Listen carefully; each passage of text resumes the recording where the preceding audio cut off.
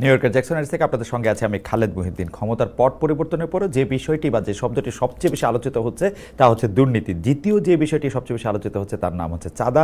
এই চাঁদাবাজি এবং দুর্নীতি আগের চেয়ে কমেছে কি বেড়েছে, বা নাকি মাত্রা অন্যদিকে গিয়েছে, নাকি ক্ষমতার ভরকেন্দ্র বেশি বলে চাঁদার পরিমাণও বহুমাত্রিক হয়েছে, তা নিয়ে চলছে নানা ধরনের আলোচনা। এসব নিয়ে আলোচনা করার জন্য আজ আমাদের সঙ্গে রয়েছেন বিএনপির সাংগঠনিক সম্পাদক শামা ওবায়দ। শামা ওবায়দ, আপনাকে আমাদের অনুষ্ঠানে স্বাগত জানাই। আপনি আপনাদের ব্যস্ততার মধ্যে আমাদের সময় দিয়েছেন, সেজন্য আমাদের শুভেচ্ছা ও কৃতজ্ঞতা জানবেন। আমাদের সাথে আরও থাকছেন রাষ্ট্র সংস্কার আন্দোলনের প্রধান সমন্বয়ক অ্যাডভোকেট হাসনাত কায়ুম। অ্যাডভোকেট হাসনাত কায়ুম, গত কয়েক মাস ধরেই আপনার যুক্তিপূর্ণ আলোচনা আমরা প্রায়ই শুনছি। অনেক ক্ষেত্রেই আপনি বিভিন্ন বিষয়ে যুক্তি দিচ্ছেন। আপনার ক্ষুরধারা আলোচনা আমাদেরও অনেক ঋদ্ধ করবে, সেজন্য আপনাকে আমাদের অনুষ্ঠানে স্বাগত জানাই। শুভেচ্ছা আপনারও সময়ের জন্য। তবে আপনার অনুমতি নিয়ে আমি প্রথম প্রশ্ন নিয়ে একটু শামা ওবায়দের কাছে যেতে চাই। শামাপা, এই আওয়ামী লীগ পতনের পর গত এক বছরে আগের তুলনায় বিএনপির আয় বেড়েছে বেশ খানিকটা। কোনো একটা হিসাবে সেটা দেখা যাচ্ছে 13%। আপনার নিজের এবং দলের আয়, সবারই আয় এই হারে বেড়েছে কিনা, এবং যে প্রশ্নটি ইদানিং আমি সবাইকে, বিশেষ করে বিএনপি সবাইকে করছি, যে দলের নিজস্ব আয় এবং ব্যক্তিগত আয় সেটি আসলে আপনারা কীভাবে ব্যাখ্যা দিবেন? দলের প্রধান যারা আছেন তারা আয়টা কিভাবে করছেন?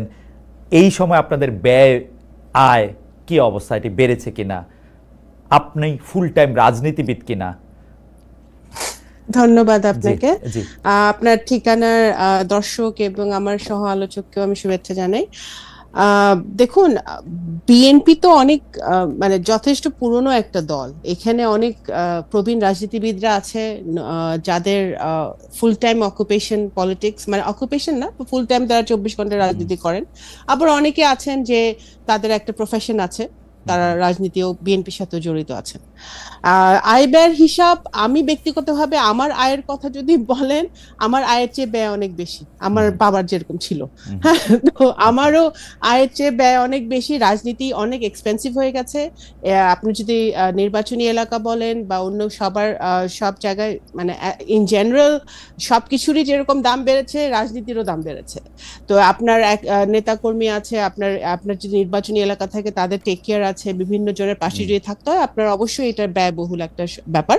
সেখানে তো এটা একটা পার্সোনাল দিক থেকে আমি বললাম যে যেসব রাজনীতিবিদরা রাজনীতি করেন ফুল টাইম এবং তাদের একটা প্রফেশন থাকাটা জরুরি আমি মনে করি, কারণ একটা আয়ের উৎস তো দরকার। আমি ব্যক্তিগতভাবে আমার একটা আয়ের উৎস আছে, তো আমি হয়তো সেটা করতে পারি, বাট সেটা আমি আমার ব্যক্তিগত ব্যাপার বললাম। দলে তো এটা আয় আছে। আমাদের আয় কিভাবে আছে সেটা তো আমাদের ব্যাংক অ্যাকাউন্ট আছে, সেখানে আয় ব্যয়ের হিসাবটা জমা হয়, রিসেন্টলি জমাও দিয়েছে। এখানে আমাদের সদস্য পদ নবায়ন হয়, আমাদের বিভিন্ন দেশে যে আমাদের ওয়ার্ড পর্যায়ে নেতাকর্মীরা, ইউনিয়ন, উপজেলা, জেলা, ইভেন কেন্দ্রীয় এক্সিকিউটিভ কমিটি যারা আছে, তারাও এই ফান্ডে তাদের যাদের দলীয় পার্টির যে ইয়েটা দেওয়া হয়, তারা কন্ট্রিবিউট করে, সেটা তো তারা করছে, যেই অ্যামাউন্টটা তাদের ধার্য করা আছে দল থেকে। এবং ধরেন আমার এখানে দুইটা প্রশ্ন আছে। একটা প্রশ্ন হচ্ছে, আমরা বিএনপির আয় দেখতে পাচ্ছি 1 কোটি থেকে 5 কোটি বা 6 কোটি, আমি যদি এরকমও ধরি, এটা রাফ হিসাবে আপনারা যে আয়টা দেখাচ্ছেন, কিন্তু আমরা দেখতে পাই কিন্তু বিএনপির মতো বড় দলের একটা বড় সভা, বিভাগীয় সভা হোক, কোনো একটা নগর কেন্দ্রিক একটা সভা হোক, সেই সভাতেও কখনো কখনো এর চেয়ে বেশি টাকা খরচ হয় বলে কেউ কেউ আমাদের বলে থাকেন। আর দ্বিতীয় প্রশ্ন হচ্ছে, আপনি এটা ঠিকই বলেছেন, রাজনীতি এখন একটা ব্যয়বহুল ব্যাপার হয়ে দাঁড়িয়েছে। তার ফলে কি এখন শুধু আপনারা যারা বড় লোক আছেন তারাই শুধু রাজনীতি করবেন, আমরা রাজনীতিতে আসতে পারবো না?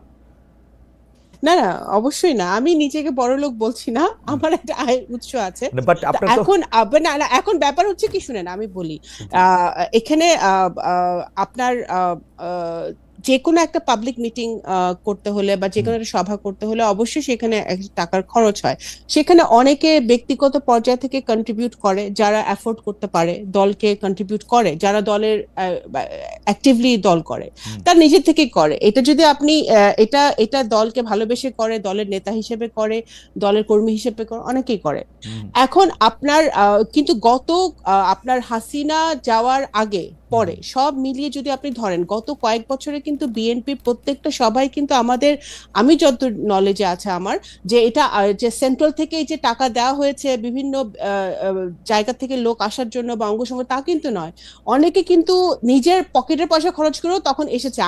আমি জানি সেটা ব্যক্তিগতভাবে। হ্যাঁ, আমার বিভাগে আমি বলতে পারি যারা অনেকে এসছে, কিন্তু সেটা দলকে ভালোবেসে এসছে, একটা আন্দোলন চলছে সেই জন্য এসছে, এবং সেই স্পিরিট নিয়ে কিন্তু অনেকে এসছে। ওকে, এবং নিজের বাগাইটের পয়সা খরচ করেছে। সেটা ঠিক, কিন্তু যখন আপনারা ক্ষমতায় যাওয়ার কাছাকাছি বা ক্ষমতা যাওয়ার দৌড়ে আছেন, তখন কিন্তু একটু ম্যাট্রিক্সটা চেঞ্জ হয়। যারা নিজের থেকে আসে তারা একটা সুদূর প্রসারী চিন্তা ভাবনা নিয়েই আসে। যেমন আমি যদি এখন আমার বন্ধুকে চিন্তা করি যে আসলে এখন বিএনপি সভায় যাইতে চাবে, আপনাকে অনেকগুলি টাকা দিয়েই যাইতে চাবে আপনার পাশে শুধু বসার জন্য, তার একটা স্বার্থ থাকবে। সেই জায়গা থেকে আমি এটা বলতেছি যে মানে আপনারা এটা স্বচ্ছ কিনা। ওই রাজনীতি দেখেন, ওই রাজনীতি থেকে তো আমরা বেরোয় আসতে চাই। আমি মনে করি ওই ধরনের পলিটিক্স আসতে তো চান, মানে আমি মনে করি দেখেন, দলে এখন যাদের এই দল যে হার্ডলাইনে গত 1 বছর ধরে আছে হাসিনা পালিয়ে যাওয়ার পরে, যেমন ধরেন যেখানে যেটা র্যান্ডম শুনছে বহিষ্কার করা হচ্ছে, ব্যবস্থা নেওয়া হচ্ছে। যারা দলে পুরনো আছে তাদেরকে, দেশে বিদেশে যারাই অনেকদিন ধরে কাজ করছে তাদেরকে মূল্যায়ন করার চেষ্টা করা হচ্ছে। তা আমি তো মনে করি যে নতুন কাউকে তো আমি আশেপাশে এখন পর্যন্ত দেখছি না। যারা পুরনো এতদিন ধরে 17 বছর ধরে সংগ্রাম করছে তারাই আমি দেখছি। নমিনেশনের সময় আপনি বহু নতুন মুখ দেখবেন, সেটা সব বড় দলই দেখা যায়, তারা নমিনেশন চাইতে আসে। কিন্তু এটা দলের উপর ডিপেন্ড করে যে দল যে কর্মী বা যে নেতাটা দলের পিছনে শ্রম দিচ্ছে বা কাজ করছে তাকে নমিনেশন দিবে না একজন নতুন কাউকে দিবে। তো সেটা আমার ব্যক্তিগত মতামত হচ্ছে যে দল এখন ইটস অ্যাবাউট টাইম যে এই শিফটটা হোক। শ্যামাপা, এই পর্যায়ে এটা আমার শেষ প্রশ্ন, মানে রাজনীতি তো আর পেশা হইতে পারে না। মানে ধরেন আমি যদি এখন একটা দলের রাজনীতি করি, ওকে আমাকে বেতন দিবে, টাকা দিবে, মানে টাকাটা আমি কই পাবো? ধরেন আমি এখন সাংবাদিকতা করে কিছু টাকা পাই, আমি এখন পলিটিক্স করতে গেলাম, আমি এটা বুঝতে চাইতেছি যে এই পলিটিক্স করতে গেলাম, ধরেন বিএনপি করতে গেলাম, ধরেন হাসান ভাইয়ের দলই করতে গেলাম, ওইটা থেকে আমি টাকা পাবো? মানে এটার হিসাবটা কি? বিদেশে শুনেন, বিদেশে কিন্তু অনেক পলিটিক্যাল পার্টি আছে, বিভিন্ন দেশে they get paid for it, তাই না? তারা একটা পায়। বাংলাদেশে তো বিএনপি বা আওয়ামী লীগ বা এই জামাত, আমি জানি না পায় নাকি, এরকম কোন দল, কিন্তু কোন দল থেকে কোনো টাকা পয়সা আমরা দেওয়া হয় না। কমিউনিস্ট পার্টি পায়, ভালো কথা, দেয়ার লাকি, তারা পায়। কিন্তু বিএনপির মতো এত বড় দলে একটা দল মেনটেন করা, সেখানে তো এখানে দল থেকে তো এরকম কিছু হয় না। বাট আমি মনে করি পলিটিক্স কখনো পেশা হতে পারে না। পলিটিক্স অফকোর্স আমরা প্যাশন থেকে করি, আমরা দেশকে ভালোবাসি। এই লোকটা ঘরের মানে বউ বাচ্চারা খাওয়াবে কি করে? না, একজন শিক্ষক রাজনীতি করছে না, একজন ডাক্তার রাজনীতি করছে না, একজন ইঞ্জিনিয়ার রাজনীতি করছে না, আমি সবাই তো এক ব্যবসায়ী রাজনীতি করছে। পেশা হিসেবে তো একটা কিছু থাকতে হবে, একটা পেশা হিসেবে একটা কিছু থাকতে হবে। হ্যাঁ, ডেফিনেটলি। কারণ রাজনীতিকার, যেমন ছাত্র দল, আমি দেখেছি যে ছাত্রদের তো টাকা পয়সা থাকার কথা না, ছাত্ররা কিভাবে চলবে, ছাত্র রাজনীতি করবে কি? ছাত্র দল, আই থিঙ্ক সেটা দলের দেখা উচিত যে তাদের আমি এই জায়গায় একটু আপনার একটু আটকাই এবং এই প্রশ্নটা করি, আপনাদের দলীয় প্রধানের পেশা কি তাহলে? আসলে ওনার অবশ্যই আয়ের উৎস নিশ্চয়ই আছে, আমরা একটু জানি না উনি কিভাবে ওনারা এখন উনি এতদিন ধরে দেশের বাইরে আছেন, ওনার ফ্যামিলি আছে, ওনার স্ত্রী আমার ডক্টর জুবাইদা কর্মরত আছেন। তো ওনাদের আয়ের উৎস তো ফ্যামিলি থেকেও আসতে পারে, আয়ের উৎস বিভিন্ন জায়গা থেকে আসতে পারে। আয়ের উৎস তো সেটা যে পাবলিক নলেজ হতে হবে। আমার আয়ের উৎস তো পাবলিক নলেজ না, আমার আয়ের উৎস আপনি জানেন না, বাট দ্যাট ডাজন্ট মিন যে আমার কোনো আয় নাই। হ্যাঁ, তো আয়ের উৎস যে সবার জানতে হবে এমন কোনো কথা নেই। অ্যাজ লং অ্যাজ উনি ট্যাক্স ফাইল করছেন, অ্যাজ লং অ্যাজ ওনার ফাইলস সব ক্লিয়ার আছে, দ্যাটস অল ইট ম্যাটার্স। শ্যামাপা, এটা মনে হইতে পারে যে আমি কিন্তু জনাব তারেক রহমান রে, বেগম খালেদা জিয়ারে খুবই পছন্দ পছন্দ করি, বাংলাদেশের সব লোকরে আমি পছন্দ করি, কিন্তু ঘটনা হচ্ছে যে ধরেন আমার মেয়ে যদি জনাব তারেক রহমানের মতো হইতে চায়, তো সে যদি আমরা জানতে চায় যে উনি কি করেন, তাহলে আমাকে বলতে হবে যে উনি আসলে পলিটিক্স করেন, তাই তো? না না, ওনার আয়ের উৎস ওনার ফ্যামিলি থেকে আসে নিশ্চয়ই, ওনার Okay. ফ্যামিলি থেকে আসে নিশ্চয়ই আসে, সেটা তো অবশ্যই আরো অবশ্যই তাহলে সেটা আমি আরো আরো বললাম। ভয়ঙ্কর হ্যাঁ, হইলো, ও তাহলে আমার থেকে টাকা নিয়ে রাজনীতি করবে, তাই তো? আপনার মেয়ে তো আপনার কাছ থেকে টাকা চাইতে পারে, আমার ওকে, বাবা বেঁচে থাকলে বাবার কাছে আমি টাকা চাইতেই পারি, ওকে, এটা সমস্যা কি? আপনাকে অনেক ধন্যবাদ আপা। আমি একটু বাবা মারা তো ছেলে মেয়েদেরকে তৈরি করবেই। আমি একটু জনাব অ্যাডভোকেট হাসনাত কাইমের কাছে চাই। জনাব অ্যাডভোকেট হাসনাত কাইম, আপনি কি আমাদেরকে একটু বলবেন যে আমার রিডিং হচ্ছে এই সরকার আগেও দুর্বল সরকার ছিল, কিন্তু ক্রমাগতভাবে দুর্বলতর বা দুর্বলতম সরকারে পরিণত হচ্ছে। আমি মোটা দাগে দুইটা ঘটনার দিকে আপনাকে দৃষ্টি আকর্ষণ করতে চাই। গত কয়েকদিন আগে আমি দেখলাম যে মাইলস্টোনের ঘটনা পরে কয়েকটা রাজনৈতিক দলের সাথে উনি বৈঠক করলেন। কেন এই 4টা দল বাঁচলেন, কেন পরে আবার আরো 14টা দল, মানে কারা বড় দল কারা ছোট দল, কিভাবে এটা মাপা হলো এটা আমি বুঝি নাই। এইটা একটা দুর্বলতার লক্ষণ মনে হয়েছে। আবার একটা দুর্বলতার লক্ষণ মনে হয়েছে, ওইখানে অংশগ্রহণকারী একটা রাজনৈতিক দলের নেতা বাইরে এসে বলল যে ইউনূস সাহেব 4-5 দিন পরে ঘোষণা দিবেন যে আসলে ইলেকশন কবে হবে। পরে আবার আমরা এটার কিছুই শুনলাম না। আমরা ইউনূস সাহেব সম্পর্কে এরকম কথা আরও শুনছিলাম, এনসিপি বলছিল যে ইউনূস সাহেব পদত্যাগ করতে চান। তো আরও দুর্বল আমার কাছে মনে হইতেছে, আপনি দেখবেন যে এই সরকারের একজন উপদেষ্টা যেন মাহফুজ আলম, তিনি মানে এই যে এনসিপির বা এনসিপি ঘনিষ্ঠ বা আগে এনসিপি ছিল এখন বৈষম্য কি জানি আমি জানি না এত কিছু, ওরা এখন চাঁদার কথা বলা হওয়াতে তিনি একটি ফেসবুকে স্ট্যাটাস দিয়েছিলেন বাংলাদেশের মধ্যরাতে। সেইখানে তিনি একটা কথা বলছিলেন, সেটা হচ্ছে নতুন একটি দলের মহারথীরা, এবং ইঙ্গিত করেছিলেন তিনি টাকা পয়সা সহ এটি সার্কেল মেনটেন করতেছেন, এটা দুর্নীতির একটা চক্র মেনটেন করতেছেন। পরে তিনি এটা আবার চেঞ্জ করছেন। এখন এরা আসলে কারা, মানে এই এই এই জিনিসগুলি কোথা থেকে হইতেছে? মানে সরকারের কি আপনি মিনিমাম কোনো কন্ট্রোল দেখেন কিনা? আমি অন্য কোনো কিছুর দিকে যাইতে চাই না, আমি শুধু আমার টাকা পয়সার হিসাবটা চাই। এইখানে নিউ ইয়র্কে এখন সবচেয়ে বড় খবর বলা হইতেছে, সরকারের একজন উপদেষ্টা যিনি জাতীয় নিরাপত্তা উপদেষ্টা তিনি এই দেশে আসছেন, তিনি ওই যে টেরিফটা যাতে একটু কমান ট্রাম্প সাহেব দয়া করে, এই জন্য উনি বোয়িং কিনবেন, অন্য জিনিস অনেক বেশি টাকা দিয়ে কিনবেন, এবং এর কোনো কিছু আমাদেরকে কিছু বলবেন না। হাসান কাইম ভাই, আপনার কিন্তু জুলাই আগস্ট এই 1 বছরের হিসাব না, আপনি গত 10 বছর ধরে লেখালেখি করতেছেন, বলতেছেন, এই জিনিসের জন্য কি আসলে আমার একটু আপনি যদি আমার একটু বুঝায় দেন যে মানে এই অর্থনৈতিক দিক দিয়ে আসলে কি হইতেছে। এবং ডক্টর ইউনূস সাহেব কি নিজে দুর্নীতিগ্রস্ত, এই জন্য দুর্নীতিকে এরকম লাই দিতেছেন? উনি নিজের নামে কি ওয়ালেট নিচ্ছেন, উনি কি ম্যান পাওয়ারের ব্যবসা করতেছেন, নিজের কর মওকুফ করতেছেন। আমরা যারা ডক্টর ইউনূসের নিয়ে বড় বড় কথা বলছি এবং বিদেশে, তাদেরও লজ্জা আসলে নাক কান কাটা যাচ্ছে, এটা উনি বুঝতে পারতেছেন কিনা? জনাব হাসনাত কাইম। জি, আপনার তো অনেকগুলো প্রশ্ন একসাথে, একটা করে একটু বলি।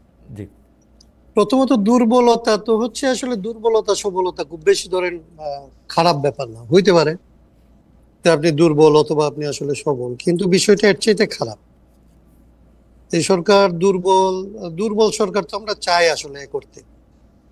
দুর্বল সরকার হইলে ধরেন জনগণের একটু সুবিধা হয়। সরকার খুব সবল তাইলে আসলে সে জনগণের উপর খুব চড়াও হয়, এইভাবেও দেখা যায়। মানে আমাদের তো কখনো দুর্বল সরকার দেখে অভ্যাস নেই।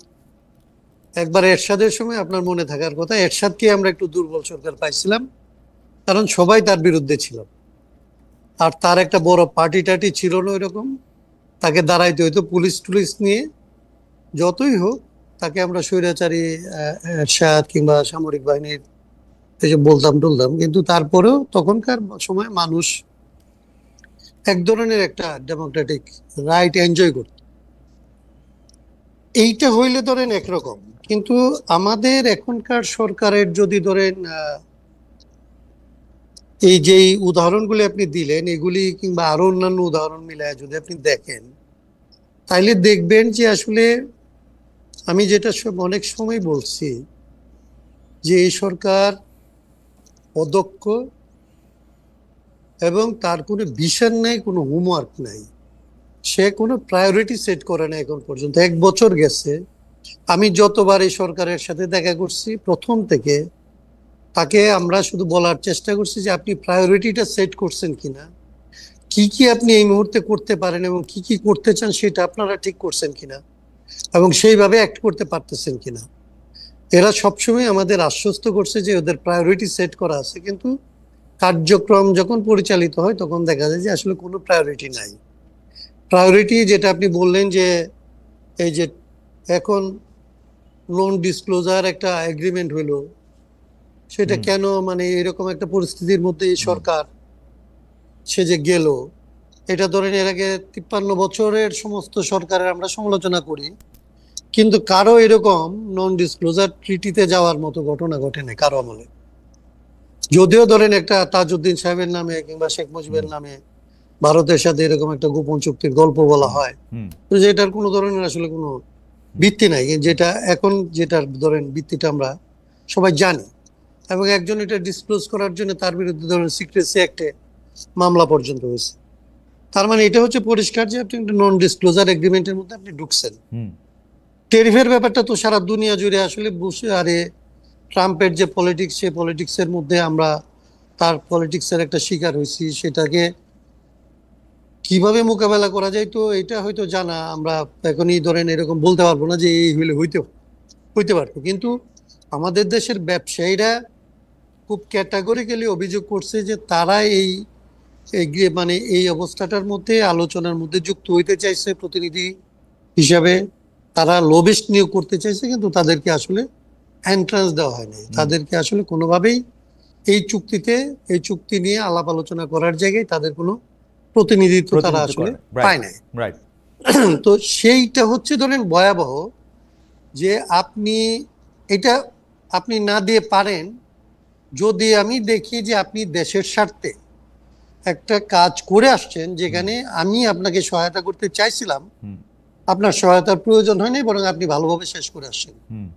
কিন্তু আমি যদি দেখি যে আপনি আমাদের একমাত্র একটা ধরেন শিল্প সেক্টর, সেটা একটা বিপজ্জনক জায়গায় পৌঁছে গেছে, যারা এটার আসলে স্টেক, যারা রিয়েলি এখানে সবচেয়ে ক্ষতিগ্রস্ত হবে, তারা যখন এটার মধ্যে অংশ নিতে যাচ্ছে তখন আপনি তাদেরকে আসলে দিচ্ছেন না, কিন্তু পরে যে জিনিসগুলির মধ্যে আপনি তাদেরকে ঢুকাইতে চাইতেছেন, এখন এটা হচ্ছে অনেক পেছন থেকে। এবং এইটাকে যদি কেউ পরবর্তীতে, আপনি যেটাকে এটা একদিকে খুব পজিটিভলি বললে আপনি এটাকে দুর্বলতা বলতে পারেন, কিন্তু কেউ যদি খারাপ ভাবে এটাকে আসলে দেশের বিরুদ্ধে একটা অপকর্ম হিসেবে চিহ্নিত করে, তাহলে সেইটার রিপ্লাই আসলে গভর্নমেন্ট কি দিবে? না, গভর্নমেন্ট হাসান কাবে এইটা খুব ইন্টারেস্টিং, গভর্নমেন্ট তো কোনো কিছু রিপ্লাই দেয় না।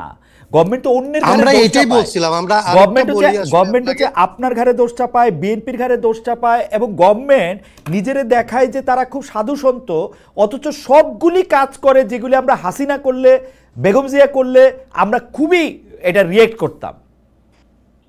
হ্যাঁ, ন্যাচারালি আমরা এটা বলছিলাম। আমরা ধরেন একদম 8 তারিখ ওনারা সরকার করলো, আমরা 11 তারিখে ওনাদের কাছে কতগুলো একটা আমাদের যে হোমওয়ার্কটা ছিল সংস্কারের ব্যাপারে, কিংবা এরকম একটা সিচুয়েশন হলে কি হইতে পারে, সেইটা নিয়ে আমরা তাদেরকে আমাদের একটা লিখিত প্রস্তাব দিয়েছিলাম।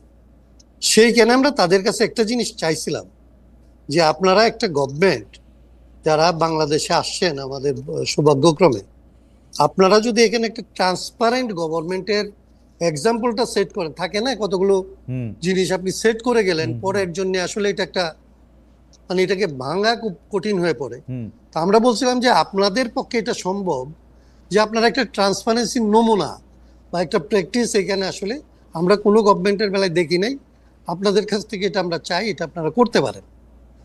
ওনারা বললেন, কিন্তু যেটা আপনি বললেন, আপনি যে উত্তরটা দিলেন সেটাই, যে ট্রান্সপারেন্সি তো পরের কথা, ওনারা তো কোনো বিষয় নিয়ে কারোর সাথে কথাই বলে না এখন পর্যন্ত। পলিটিক্যাল পার্টিগুলির সাথে যখন কথা হয়, সে কথাগুলি হচ্ছে তখন হয় যখন কোনো না কোনো ভাবে পরিস্থিতিটা আয়ত্তের বাইরে চলে যাচ্ছে বলে মনে হয়।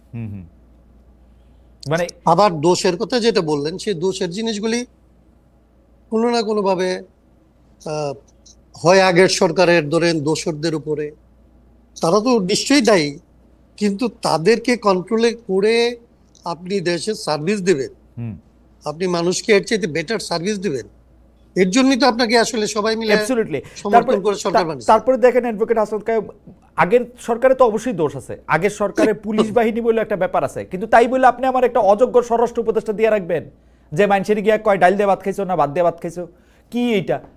মানে আগের এইটা- সরকারের পুলিশ খারাপ, সেই জন্য আপনি একটা খারাপ স্বরাষ্ট্র উপদেষ্টা দিবেন, এটা কোন কোন হিসাব? মানে আপনি যদি ওনাদের যদি কোনো মূল্যায়ন করার থাকতো, তাহলে তো আমি জানি না, ওনারা তো এনজিও হইলেও চালাইছে, ওনাদের অনেকেই এনজিও চালাইছে, তো এনজিওরও তো ধরেন একটা অডিট রিপোর্ট হইলেও জমা দিতে হয়, তাদের একটা রিভিউ করতে হয়। এরা 1 বছরের রিভিউ করলে এদের কারো কোনো পদে থাকার নিজেদের কোনো নৈতিক ভিত্তি তারা তারা নিজেরা খুঁজে পায় কিনা আমি তো জানি না। কিন্তু আমি যতদূর এনজিও কে জানি, এনজিও তো হচ্ছে প্রজেক্টটাকে যদি যত লম্বা করতে পারে তত তো তাদের ভালো, মানে ফেইলিওর তো এখানে এক ধরনের সাকসেস। উনারা তো না সেটাই মানিক বন্দ্যোপাধ্যায়ের পাঁচির মতো, উনারা তো ঘাটা বাঁচায় রাখতে চান, ঘাট কারণ ঘাট সেটা হারলে ঠিক তো- আছে, কিন্তু সেটা আমি আপনার ওই জায়গাটায় যাচ্ছি না, ওইটা আরেকটা ফিলোসফিক্যাল ডিবেট। জি আমি বলছি যদি এটাও করতে হয়, হুম হুম আপনার যদি পাঁচির মতো ঘাটাকে আপনি লম্বা করতেও চান, হুম হুম। তাইলেও তো আপনাকে ডোনারদেরকে স্যাটিসফাই করতে হয় যে বাইরে এই টাকাটা এইভাবে আনছিলাম, এইভাবে খরচ করছি, এই কারণে আরো লাগবে। অ্যাডভোকেট হাসান কায়েম, আমি সেইটুকু দক্ষতা কি সরকার দেখাইতে না পারছে? সেইটুকু দক্ষতা মানে তো নাই। মানুষকে যে বলবে যে আমি 12 মাস আছি, আমাকে এই কাজগুলো আমি 12 মাসে করছি, এই কাজগুলি আমার আসলে চলতেছে, এইটা শেষ হওয়ার জন্য আমার এতদিন সময় লাগতে পারে, আমাকে এই সময়টুকু আসলে অ্যালাউ করো, এবং সবাই মিলে আমাকে আসলে এই কাজটা করতে সহায়তা করো।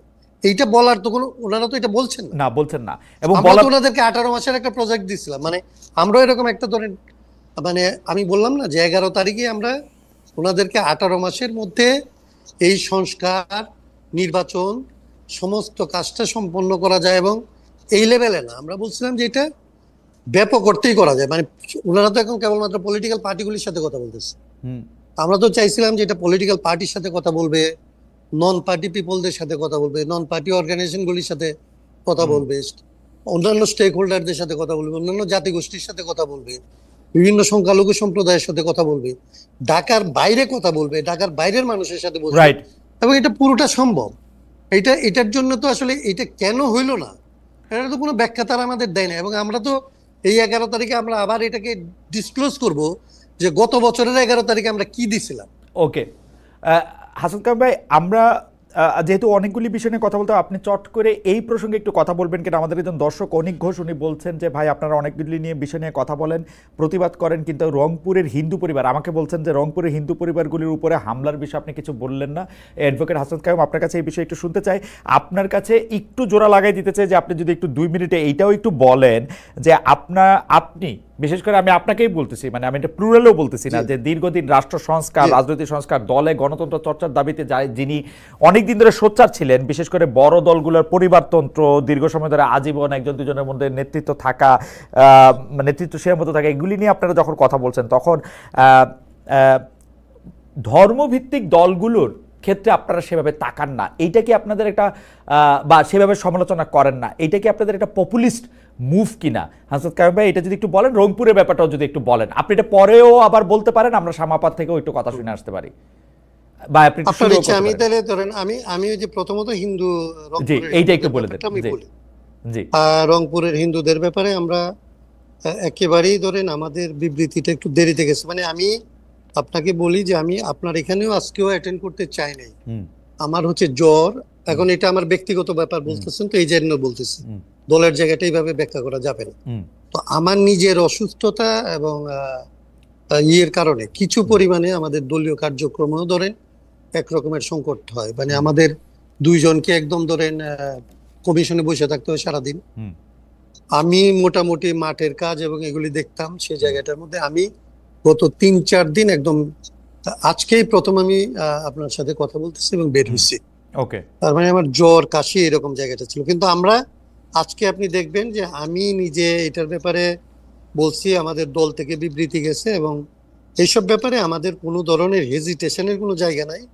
বাংলাদেশে ধরেন আমরা এই হিন্দু কিংবা আসলে দলিত এদের সাথে যে সংবিধান সংস্কার নিয়েও কোনো কথা হয় নাই, এটা নিয়ে আমরা আলাদা আলাদা অনেকগুলো আলোচনা করছি। সো এইটা হচ্ছে আমাদের একান্ত ধরেন মানে অযোগ্যতা বলতে পারেন, কিন্তু আমাদের ইন্টেনশনের কোনো জায়গা থেকে এটা করি নাই। এটা হচ্ছে এক। আচ্ছা, তাহলে বাকিটা মানে ধর্মভিত্তিক দলগুলো বা বামপন্থী দলগুলো সম্পর্কে আপনাদের দৃষ্টিভঙ্গি আমি ফিরে এসে আবার শুনি আপনার দৃষ্টিভঙ্গি। জনাব শামা ওবায়েদ, আপনাদের মহাসচিব সম্প্রতি বলেছেন যে আগে ঘুষ দিতে হতো 1 লাখ টাকা, এখন দিতে হয় 5 লাখ, কিন্তু দেশ জুড়ে ঘুষ বাণিজ্য, তদবির বাণিজ্য, চাঁদাবাজি, টেন্ডারবাজি এর বেশিরভাগই নিয়ন্ত্রণ করছেন বিএনপি পন্থীরা। কেউ কেউ বলে থাকেন মানে কিছু করছে বিএনপি, কিছু করছে এনসিপি, অল্প কিছু করছে জামাত, আমাদের কাছে মানুষজন এরকম বলে। তাই সুশাসন নিয়ে অন্তর্বর্তীকালের সমালোচনা বিএনপির দিক থেকে, আমি বলতে চাই এটা বিএনপির দিক থেকে কতটা মানানসই। আরও একটা জিনিস আমি এখন ইদানিং খুব দেখতে পাচ্ছি, প্রশাসনে যারা আছেন, পুলিশের, প্রশাসকদের মানে অ্যাডমিন ক্যাডারের, তাদের অনেকেই এই একটা কথা বলতে চাচ্ছেন যে তারা আসলে বিএনপির সাথে ঘনিষ্ঠ বা তরুণ বয়সে ছাত্রদল করেছেন, যেভাবে তারা বলতেন আওয়ামী লীগ আমলে, শেখ হাসিনা সরকার আমলে যে আমি শেখ হাসিনা সরকারের খুব ঘনিষ্ঠ বা শেখ হাসিনার দলের খুব ঘনিষ্ঠ বা ছাত্রলীগ করেছি, সে একইভাবে তারা এখনই বলতে শুরু করেছেন। এই ব্যাপারটাকে আপনি আসলে কীভাবে দেখবেন? মানে সরকারের নিয়ন্ত্রণে তো আর থাকা সম্ভব না, কারণ বিএনপি অলমোস্ট সব কিছুর নিয়ন্ত্রণে চলে গেছে। শামাপা, আপনি যদি একটু বলতেন। এই কথার কোনোই বেসিস নাই একেবারেই। মানে এটার মধ্যে মানে প্রথম কথা হচ্ছে যে বিএনপি এখন রাষ্ট্রের দায়িত্বে সরকারে নাই। বিএনপি চাঁদাবাদ, বিএনপি বড় দল, বিএনপির নাম ভাঙানো সহজ। বিএনপি যদি 2-4 জন চাঁদাবাজি কোথাও করেও থাকে সেটার ব্যবস্থা বিএনপি নিচ্ছে। এবং আপনার যেভাবে আপনার এই সরকার, যেই আপনারা এতক্ষণ আলাপ করছিলেন না যে এই সরকার দুর্বল, এই সরকার সবল, তো এই সরকারের দুর্বলতা হচ্ছে যে এই সরকার প্রথমে প্রফেসর ইউনূস এসেছেন ক্ষমতায়, উনি বলেছেন যে উনি ছাত্রদের ডাকে সাড়া দিয়ে এসছেন বা ছাত্ররা ওনাকে বসিয়েছে। তো এনসিপি যদি আমরা ধরেই নিই, একটা পারসেপশন ক্রিয়েট হয়েছে যে এনসিপি এই সরকারের একটা এক্সটেনশন, আর এনসিপি এবং সমন্বয়ক শব্দটা আবার না কোন দিন আমরা দেখবো যে সমন্বয়ক শব্দটা গালিতে পরিণত হয়েছে বাংলাদেশে, বাংলা শব্দটা। কারণ সমন্বয়ক নামে যে পরিমাণে চাঁদাবাজি হচ্ছে এবং যে পরিমাণে বিভিন্ন জায়গায় টাকা নেওয়া হচ্ছে, এবং আমি ব্যক্তিগতভাবে অনেক ইনসিডেন্ট জানি যেটা আমি এখানে বলতে পারবো না আপনার সাথে, যে আপনার সমন্বয়ক নামে বিভিন্ন জায়গায় ইভেন আওয়ামী লীগের লোকজনের কাছ থেকে চাঁদা নেওয়া হচ্ছে, যারা সবাই তো পালায় নাই, অনেকে তো এখন আছে দেশে, নেওয়া হচ্ছে। তো এখন কথা হচ্ছে যে বিএনপির নামটা ব্যবহার করা সহজ, এই জন্য মানুষ বিএনপির নামটা ব্যবহার করছে। এবং জামাত করে বা জামাতের ব্যাকগ্রাউন্ড আছে এরকম বহু লোক অ্যাডমিন ক্যাডারে এখন আছে। আপনার এনসিপির যত এবং সমন্বয়করা যত বেশি সচিবালয়ে ঘোরাফেরা করে, তার 0.5% বিএনপি লোকজন যায় না। এখন এটা কারণ হচ্ছে যে সমন্বয়কদের তো ঘোরাফেরা করতে হয়, বিএনপি লোকেরা তো টেলিফোন উঠায় কইলি সমস্যার সমাধান। না, আপনি বুঝতে পারছেন আমি কি বলছি। তারা ইটস ইজি ফর দেম, তাদের অ্যাক্সেসটা অনেক বেশি। তারা মনে করে, বরঞ্চ এনসিপি আলারা মনে করে, তারা যেখানে প্রোগ্রাম করতে যায় সেখানে আমি দেখলাম টাঙ্গাইলে না কোথায় যাবে এনসিপি তাদের পদযাত্রা করতে না 1000-এর বেশি পুলিশ ওখানে দিছে। তো এখন ব্যাপার হচ্ছে যে ওখানে তারা তো প্রোটোকল পাচ্ছে, তারা আর্মি প্রোটোকল পাচ্ছে, তারা পুলিশ প্রোটোকল পাচ্ছে, তারা র্যাবের প্রোটোকল পাচ্ছে, তাদের প্রশাসনের প্রোটোকল পাচ্ছে। তারা সরকার তো তাদের সাথে তাদের একটা তাদেরকে সব রকম সহযোগিতা করছে। তো আপনারা কিভাবে বলেন যে বিএনপি চাঁদাবাজি করছে? বিএনপি যে চাঁদাবাজি করেও থাকে তাহলে তো সেটা ব্যবস্থা নেওয়া হচ্ছে। আমি দুইটা জায়গায় বলি। প্রথম কথা হচ্ছে এনসিপি বিএনপি আর্মির প্রোটোকল পাচ্ছে কিনা এটা আমি জানি না। এনসিপি যখন বিপদে পড়েছিল তাকে আর্মি প্রোটোকল পাচ্ছে, মানে তাকে আর্মি সহযোগিতা করতে এসছে। আর বিএনপির চাঁদাবাজির কথা যদি আমি বলি, আমি আসলে প্রায়ই আমি শুনি, কিন্তু ভিডিওতে দেখি, অডিওতে শুনি, যেগুলি মানে বিএনপি ছাত্রদল যুবদল চাঁদাবাজি তদবির টেন্ডারবাজি করছে, 17 বছর ধরে না খেয়ে থাকার হুমকি দিচ্ছে। আপনিও যদি আমি জানি যে আপনি কিন্তু আপনার নির্বাচনী এলাকায় আপনি সবসময় যান, আপনি গেলে নিশ্চয় আপনিও শুনেন, আমাকে বললেন না, কিন্তু কিন্তু কিন্তু ঘটনা তো বিএনপির একজন, মানে এটা তো আপনার চেয়ে বেশি আসলে কে জানে? আমি বলি আপনাকে, যেসব ভিডিও অডিওগুলো আমরা দেখি, এটা আপনারা বিশ্বাস করবেন না শুনলে, যখন একটা পেপারে একটা নিউজ আসে বা একটা ভিডিও ভাইরাল হয়, তখন কিন্তু এটা ইনভেস্টিগেশন করার আগে দল ব্যবস্থা নেয়, এবং অনেক সময় কিন্তু পরে ইনভেস্টিগেট করে দেখা যায় যে ব্যাপারটা হয়তো ওরকম না, বা ওরকম ভাবে আমাদের লোকজন ইনভলভ ছিল না, বাট ব্যবস্থা কিন্তু নেওয়া হচ্ছে। আমি অস্বীকার করছি না যে চাঁদাবাজি একেবারে হচ্ছে না বিএনপির পক্ষ থেকে, যেখানে হচ্ছে সেখানে ব্যবস্থা নেওয়া হচ্ছে, সেটা হচ্ছে আমার পয়েন্ট। আরেকটা হচ্ছে যে আপনারা এই যে সব দল মিলে, এই ইসলামিক দল, জামাত, এনসিপি, এখন আওয়ামী লীগ এখন বেশি কথা কয় না, আওয়ামী লীগ তলে তলে আছে, কিন্তু যারা এখন মানে দৃশ্যমান বাংলাদেশের পলিটিক্সে, সবাই এখন বিএনপি কে দোষারোপ করে, বিএনপি কে চাঁদাবাজ বানানো, বিএনপি কে চোর বানানো, বিএনপি কে ডাকাত বানানো সহজ তাদের জন্য, এটা তাদের পলিটিক্সে যায়, তাদের পলিটিক্স যেই পলিটিক্স এখন চলতেছে বাংলাদেশে এটা যায়, এজন্য তারা করছে, না। কিন্তু শামাপা, মানে আপনার কথার সাথে আমি মিল পাইতেছি গত সরকারের লোকজনের কথাবার্তায়, কারণ গত সরকারের লোকজনের কইতো যে তোরা যে যাই করো সবাই খালি আওয়ামী লীগের খারাপ বলে। ব্যাপারটা কি আসলে তাই কিনা? সরকারে আছি না, আমরা কি সরকারে আছি? বিএনপি এখন ডিফেক্টো গভর্নমেন্ট। আমি তো এই টেলিভিশনের শো শেষ করে আপনার কাছে তদবির করব, 3টা তদবির আমার কাছে যে এখন আসতেছে। না, প্রথম কথা হচ্ছে দেখেন, আমাদের প্রশাসন আমাদের না, সরকারও আমাদের না, সরকার বরঞ্চ সরকারের বিরুদ্ধে আমাদের অনেক কমপ্লেন আছে যে সরকার এই যে এখন যে নতুন একটা ট্রেন্ড শুরু হয়েছে যে মব, হ্যাঁ, এই মব অ্যাটাক ঠেকাতে ব্যর্থ হচ্ছে, বিভিন্ন জায়গায় ল এন্ড অর্ডার সিচুয়েশন খুবই খারাপ অবস্থা। আবার পুলিশ যে পরিমাণ স্ট্রেংথ নিয়ে পুলিশের মাঠে থাকা উচিত, সেই পুলিশ একেবারেই মাঠে থাকছে না বা থাকতে পারছে না। আমি আপনাকে একটু বলি, আপনাদের সরকার মানে আপনারা এখনো সরকারে না, এটা আমি কেমনে বুঝবো? সরকার প্রধান অকারণে লন্ডনে গিয়ে আপনাকে দলের প্রধানের সাথে দেখা করে আসেন, কিছু কারণ ছিল না তারেক সাহেবের সাথে দেখা করা ছাড়া। দেখুন, ডক্টর ইউনূস তো সব দলের প্রধানের সাথে দেখা গিয়া এরকম লন্ডনে গিয়া, না সব এখন বাংলাদেশ, উনি তো লন্ডনে ওনার নিজের কাজে গিয়েছিল, রাইট? এখন লন্ডনে কাজে গিয়ে যদি জনাব তারেক রহমানের সাথে যেই দলটি 4বারের এবং জাতির উদ্দেশ্যে ভাষণে বলছে এপ্রিলে নির্বাচন দিবে, ওই দলের প্রধানের সাথে দেখা করে আইসা বলছে আচ্ছা ফেব্রুয়ারিতেও হইতে পারে, আরেকবার দেখা করলে বলবে ডিসেম্বরে হবে। আমরা তো ডিসেম্বরে সবসময় চেয়ে আসছি, আপনাদের চাওয়াই তো চাওয়া। না, এখন আপনি বলেন যে জামাত তো ফেব্রুয়ারিতে চাইছিল, প্রথমে চাইছিল, তো এখন ফেব্রুয়ারিতে তো হচ্ছে, এখন এখানে তো জামাতের চাওয়াটা বেশি মিলতেছে না এখানে। আমরা তো ডিসেম্বরের আগে চাইছিলাম, আমরা তো চাইনি আমরা তো ফেব্রুয়ারিতে, আমরা তো চাইছিলাম ডিসেম্বরের মধ্যে ইলেকশন হোক, কারণ সংস্কার কিছুই তো করতে পারতেছে না সরকার, সেটা আপনাদের জন্য করতে পারতেছে না। আপনারা 6 মাস ধরে প্রধানমন্ত্রী 10 বছর থাকবে না 5 বছর, বিএনপি ধৈর্যের সাথে এই সংস্কারগুলা নিয়ে কাজ করতেছে। বিএনপি তো হাসিনার আমল, যখন আমাদেরকে আমরা বাসায় থাকতে পারি না, পালায় বেড়াতেছি, তখন থেকে আমরা সংস্কার নিয়ে কথা বলতেছি। এখন হাসিনা যাওয়ার পরে সবাই পাওয়ারের কাছাকাছি আসছেন, তখন সংস্কার থেকে একটু দূরে চলে যাচ্ছে। এখন সবাই not at all we are the one who wants this reform। আচ্ছা ঠিক আছে, আমরা তো দিনের পর দিন কাজ করে যাচ্ছি রিফর্ম নিয়ে, কিন্তু একটা জায়গায় তো আসতে হবে, আমাদের সবার একটা জায়গায় আসতে হবে, রাইট? আমি আবার আপনার কাছে আসবো, আমি একটু জনাব হাসনাত কাইয়ুমের কাছে আসি। তবে দর্শকদের কাছে আমি একটা প্রশ্ন করেছিলাম যে বৈষম্য বিরোধী ছাত্র আন্দোলনের কেন্দ্রীয় কমিটি ছাড়া অন্য সব কমিটি স্থগিত করা হয়েছে। প্রিয় দর্শক, এতে সমন্বয়ক পরিচয় চাঁদাবাজির অভিযোগ কমবে বলে মনে করেন কিনা? শতকরা 61% মনে করেন যে হ্যাঁ কমবে, শতকরা 39% মনে করেন না যে কমবে না। এইটা অবশ্য আমি বুঝতেই পারি নাই যে কেন্দ্রীয় কমিটি ছাড়া অন্য সব কমিটি কেন স্থগিত করা হলো, কারণ যিনি অভিযুক্ত তার সাথে তো আসলে কেন্দ্রীয় কমিটির সংস্রবে আমি আসলে দেখতে পেয়েছিলাম। অন্য কমিটিগুলি কি করলো এটা আমি ঠিক বুঝলাম না। যাই হোক, জনাব হাসনাত কাইয়ুমের কাছে আসি। জনাব হাসনাত কাইয়ুম, আপনার কাছে আমার প্রশ্ন ছিল শামাপার কাছে যাওয়ার আগে, যে আপনারা কিন্তু আসলে একটা পপুলিস্ট জায়গা থেকে এইটা করেন কি না যে যারা ধর্মভিত্তিক রাজনৈতিক দল তাদেরকে আপনারা খুব বেশি প্রশ্নের সম্মুখীন করেন না, অনেক সময় বামপন্থী রাজনৈতিক দলকেও আপনারা একরকম ছাড় দেন। আপনাদের মূল আক্রমণের জায়গা থাকে হচ্ছে বিএনপি, আগে আওয়ামী লীগ ছিল, এখন মূল আক্রমণের জায়গা হচ্ছে বিএনপি, কারণ আপনি বিএনপির অনেক সমালোচনা করেন। আপনি চাইলে দুই একটা আমি আপনাকে পড়েও শোনাইতে পারি, আপনার লম্বা সাক্ষাৎকার আমি পড়তেছিলাম, আপনি যদি একটু বলতেন।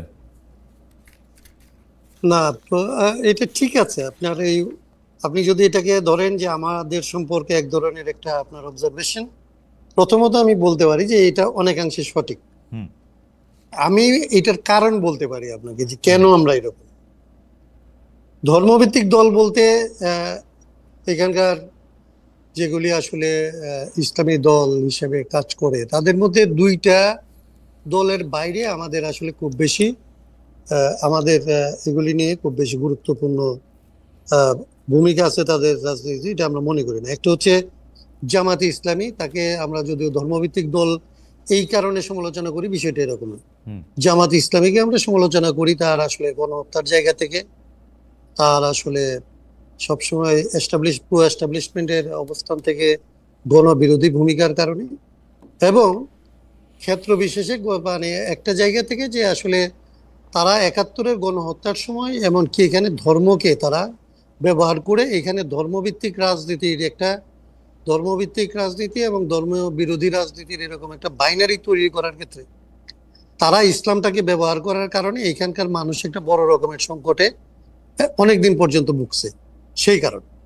আর এর বাইরে আমরা আসলে হেফাজতে ইসলাম একটা রাজনৈতিক অবস্থানের সাথে আমাদের বিরোধ আছে, সেইটা আমরা বিরোধ করার চাইতে পজিটিভলি আপনি দেখবেন যে আমরা বেশিরভাগ ক্ষেত্রে রাজনৈতিক দলগুলির সাথে আমরা বিরোধ করি না, আমরা আমাদের পজিটিভ কথাটা বলতে থাকি যে আমাদের এইরকম লাগবে, আমাদের এইটা চাই, আমরা এই জিনিসগুলিকে বদলায় এইরকম করতে চাই, এবং এটার জন্য কোনো দলকে, কোনো ব্যক্তিকে, কোনো নেতাকে আমরা পারতপক্ষে সমালোচনার মধ্যে নিয়ে আসতে চাই এরকম না। বিএনপির সাথে আমাদের যে সমালোচনার যে জায়গাটা দাঁড়াইছে সেটা অন্য, সেটা হচ্ছে শামা যেটা এতক্ষণ ধরে বলতেছিলেন, যেন বিএনপির সাথে আমরা ৩১ দফার একটা ভিত্তিতে একটা যুগপৎ আন্দোলনে আমরা যুক্ত হয়েছিলাম। তো যুগপৎ আন্দোলনে যখন আমরা গেছিলাম সেটার একটা এই ৩১ দফা যখন আসলে আমরা ড্রাফট করি, ওই ড্রাফট কমিটিতেও আমি একজন ছোট সদস্য হিসেবে ছিলাম। তো সেই সময়ে তাদের যে অবস্থান ছিল মানে সংস্কারের প্রশ্নে, সেটা নিয়েও তখনও আমার সমালোচনা আছে। আমরা সমালোচনার সময়তই কিংবা তাদের সাথে পার্থক্য সময়তই যুগপৎ আন্দোলনটা করছিলাম, কারণ তখন আমরা আসলে অনেকের বাসায় ফেসিজম, আমরা বলতাম যে একটা মাফিয়া তন্ত্রের থেকে মুক্ত হওয়ার জন্য সকলের মধ্যে আসলে যাদের গণতান্ত্রিক আকাঙ্ক্ষা আছে তাদের মধ্যে একটা ঐক্যবদ্ধ অবস্থান বজায় রাখার জন্য নিজেদের সমালোচনাটা, রাজনীতির সমালোচনাটা কম করে ওই মাফিয়া তন্ত্রটার বিরুদ্ধে আসলে সবাইকে কমন ভাবে ঐক্যবদ্ধ করার দায়িত্ব থেকে আসলে আমরা অনেক বিরোধী। আমি একটু স্পেসিফিক করতে চাই যে আপনি আসলে বিএনপির যে সমালোচনা করতেছেন যে জায়গাটা থেকে, যে সংস্কারের প্রশ্নে তাদের অবস্থানটা একটু চেঞ্জ হয়েছে, কিন্তু কথা কি আসলে ঠিক? আমি তো সংস্কারের প্রশ্নে বিএনপির অবস্থান বড় কোনো চেঞ্জ দেখি না আসলে। বিএনপি ৩১ দফার মধ্যে, হ্যাঁ আপনি তার অন্যতম কারিগর ছিলেন, জি আপনি তার অন্যতম, আপনি যেখানে থামাইছেন কথা জি ৩০ দফা নিয়ে ৫ তারিখের পরে আমরা বিএনপিকে রিভিউ করতে বলছি। আমরা বলছি ৫ তারিখের এই অভ্যুত্থানের পরে বাংলাদেশের মানুষের যে সংস্কারের আকাঙ্ক্ষা, সে আকাঙ্ক্ষাটা আগের থেকে আসলে অনেক দূর পর্যন্ত বিকশিত হয়েছে, এবং তাকে আমরা যেইখানে তাদেরকে ভাবতাম সেইখানে যদি আমরা অবস্থান করি তাইলে আমরা মানুষের থেকে আসলে পেছনে অবস্থান নেব, এবং মানুষের পেছনে অবস্থান নিলে এটা আমাদের জন্য আসলে রাজনৈতিক দল হিসেবে কিংবা আসলে রাজনৈতিক কর্মী হিসেবে আমাদের এটা উচিত হবে না। আমাদের উচিত হবে আসলে মানুষের অন্তত আকাঙ্ক্ষার সাথে থাকা, এবং সেই জায়গা থেকে আমরা ৩১ দফার রিভিউ চাচ্ছি। কিন্তু এইটা আসলে একবার জনাব তারেক রহমান সহ একটা মিটিং এ, মানে তখনও পর্যন্ত অনলাইন মিটিং এখনো যেটা হয়, তো উনি একটা মিটিং আমাদের মুলতবি করছিলেন, পরে মুলতবি মিটিংটা কোনোদিন হয় নাই, এবং লোকাল যে বিএনপি আছে তার সাথে আসলে আমরা এই বিষয়গুলি নিয়ে কোনো রকমের মানে যতটা লম্বা বিশ্লেষণ প্রয়োজন সেই রকমের বিশ্লেষণ করার মতো পরিবেশ আমরা পাইনি।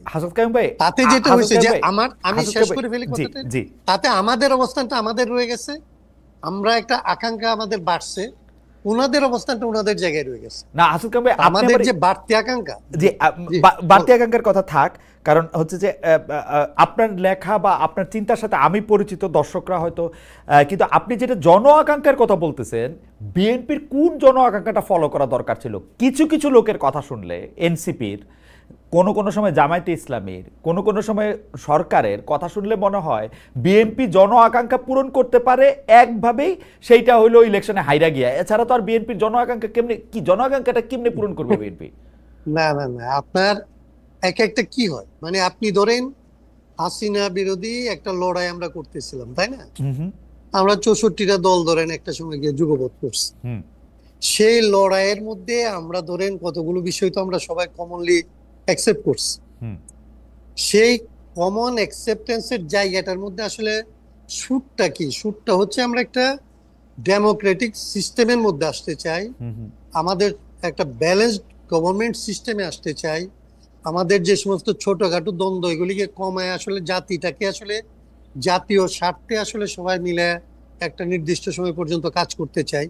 এইগুলি হচ্ছে মোটা দাগে ধরেন আকাঙ্ক্ষা। যদি বলেন এটা বিএনপিরও স্বীকৃত আকাঙ্ক্ষা, আমাদেরও স্বীকৃত আকাঙ্ক্ষা, অন্যদেরও স্বীকৃত আকাঙ্ক্ষা। এখন এটার বাস্তবায়ন কিভাবে হবে সেইটা নিয়ে আপনি বলতে পারেন যে সেই জায়গায় তর্কগুলি কিন্তু হয়। বিএনপি কি একবারও, আপনি যে কথাটা বললেন এখন এই শেষ লাইনটা, এইটার থেকে বাইরে কখনো কথা বলছে? ও তো একটা ব্যালেন্স চায়, ও তো একটা জবাবদিহি চায়, ও তো একটা স্বচ্ছতা চায়। না না, সেটাই তো তো আমি মানে বলছি। বিএনপি আমি বলছি কোনটা যে চায় তাহলে না এটা আমি বুঝতে পারতেছিলাম না কিন্তু। না, আমরা বলতেছি ধরেন পদ্ধতিগতভাবে, যেমন ধরেন পদ্ধতিগতভাবে আমরা যখন বলি যে এই সরকারের স্বৈরতন্ত্র কেন ছিল, এটা কারণ স্বৈরাচার কেন কারণ সরকারটা? সে এমনি স্বৈরাচার ছিল। সরকার স্বৈরাচার তো এই জন্য না যে তারেক জিয়া স্বৈরাচার হয়ে যায় কিংবা শেখ হাসিনা স্বৈরাচার হয়ে যায়, এটা তো না।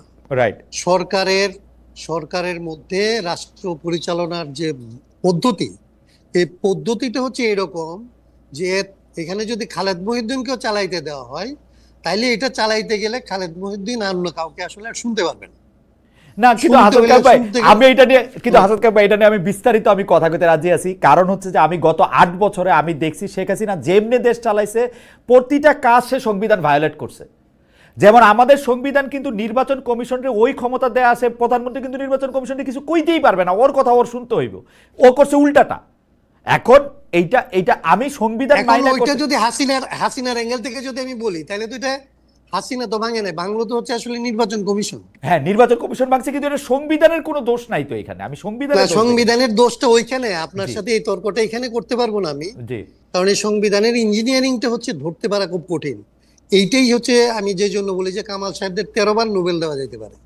কারণ এই সংবিধানটার আর্কিটেকচারটা কিংবা ইঞ্জিনিয়ারিংটা হচ্ছে এরকম যে এটা সাপ লুডোর চাইতে জটিল। কিন্তু হাসান কাইম ভাই আমি আপনার একটা আপনি- কথা বলি, হাসান কাইম ভাই আমি একটা কথা বলি, জীবন। পৃথিবীর সবচেয়ে ভালো সংবিধান আমি আপনার এটা জি। নিয়ে পৃথিবীর সবচেয়ে ভালো সংবিধান ধরা যাক সুইডেনের সংবিধান সবচেয়ে ভালো। আপনি সুইডেনের জি। সংবিধান আইনা দেন, শেখ হাসিনা আবার স্বৈরাচারী হইব। ওর সংবিধান লাগে না ও স্বৈরাচারী হইতে, না, না, না, সংবিধানে তো না, নাই না, না, গুণগুণের কথা। আমি আপনারে বলি যে হ্যাঁ। জেসিন্দ্রার গল্পটা মনে আছে না? হ্যাঁ যে হ্যাঁ আছে। জেসিন্দ্রা আসলে করোনার সময় যে খাইতে গেল, তারপরে হোটেল বয় যে তারে বললো যে সিট নাই, চলে যাও। হ্যাঁ হ্যাঁ আমি এই গল্পটা বক্তৃতা করতে গেলে বলি যে জেসিন্দ্রা না হয়ে শেখ হাসিনা যদি ওইখানকার প্রাইম মিনিস্টার হইতো, তাইলে কি ওই বাচ্চাটাকে কিছু করতে পারতো? আসলে কিছুই করতে পারতো না। আমার কাছে মনে হয় যে জেসিন্দ্রার মতোই শেখ হাসিনাকে ওইখানে চলতে আমার হতো। কাছে মনে হয় এবং যে- জেসিন্দ্রা এইখানে জন্মাইলে এখানে রোল করলে সে শেখ হাসিনার রোলটাই করতো।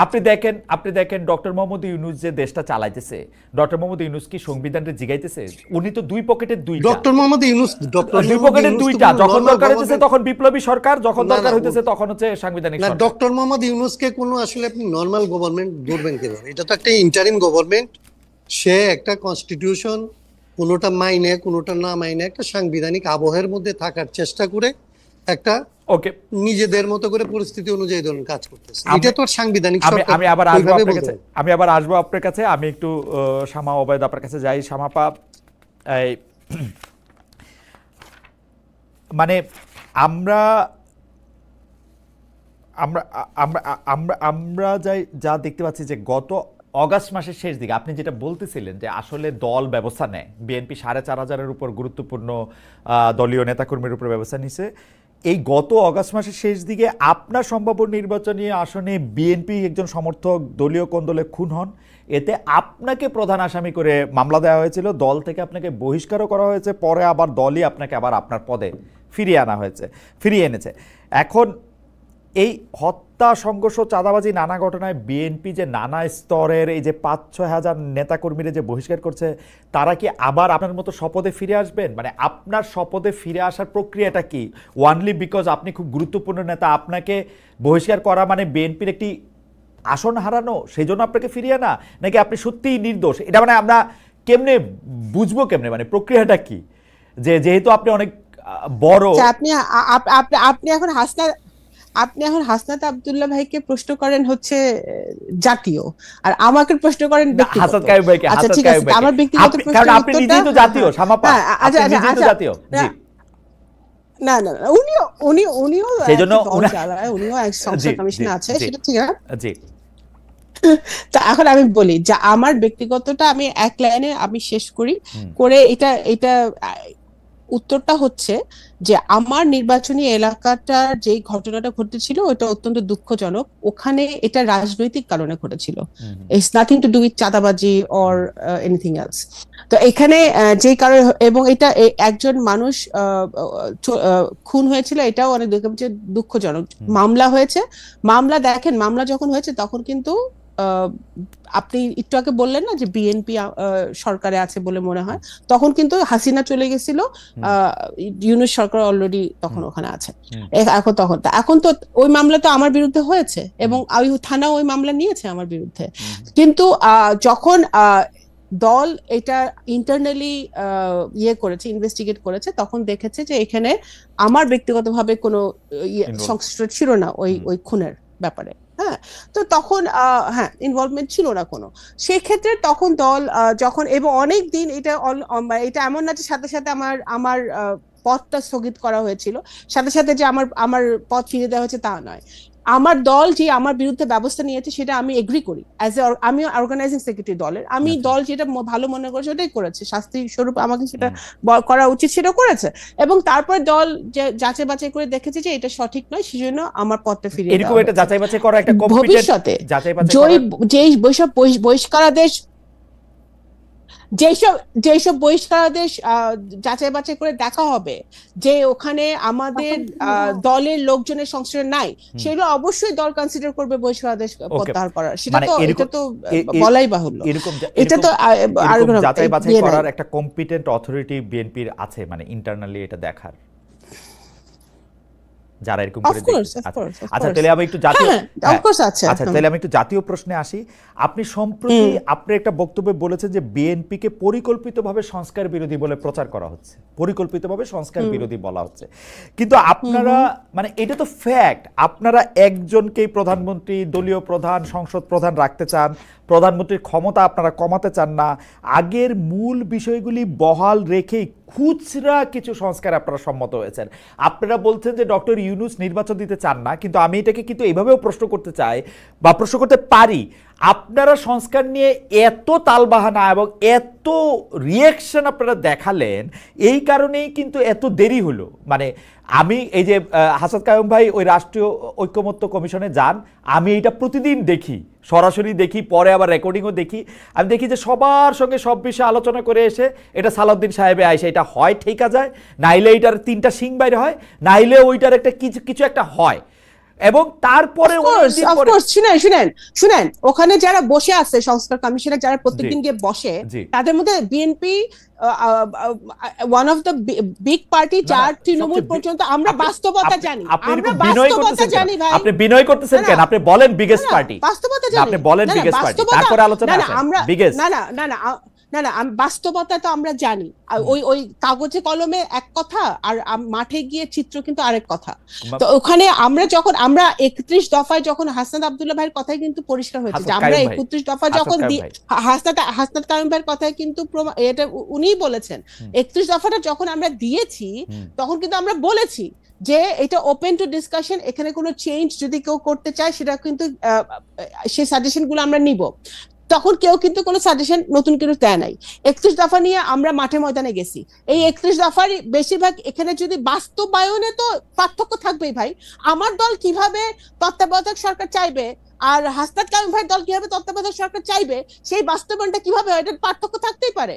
আমাদের 31 দফায় শিক্ষা, স্বাস্থ্য সবকিছু নিয়ে আমাদের দেওয়া আছে। এখন আমি বাস্তবায়ন কিভাবে করব, এটা ইট ডাজন্ট মিন যে আমরা সবার সাথে একমত হতে হবে না। আপনি একমত হয়ে না পা, কিন্তু আপনি ফিলোসফিতে আসেন। প্রধান কথাটাই হচ্ছে সংস্কারের, যাতে কেউ এককভাবে অনেক ক্ষমতাশালী না হয়ে ওঠে, কিন্তু আপনাদের সকল আলোচনা কেন্দ্রীভূত যাতে একটা লোক এককভাবে অনেক ক্ষমতাবানী থাকে।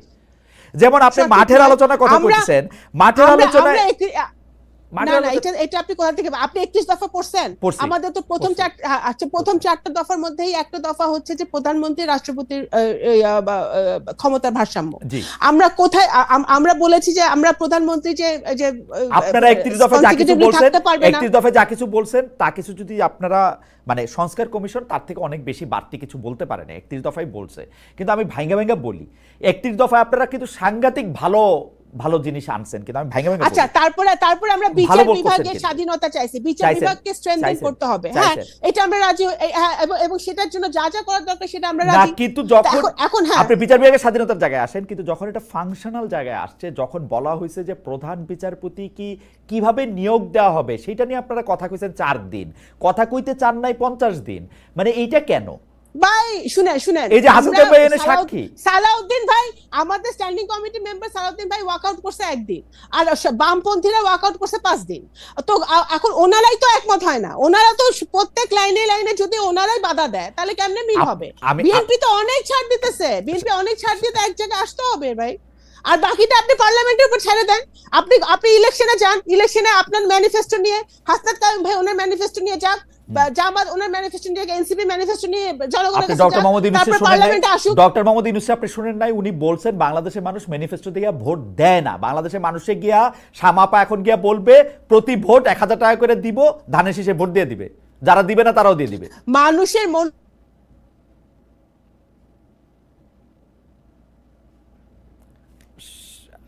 সামাপা কি আটকে, সামাপার কথা কি আটকে গেল না এখন আবার ফিরে আসছে?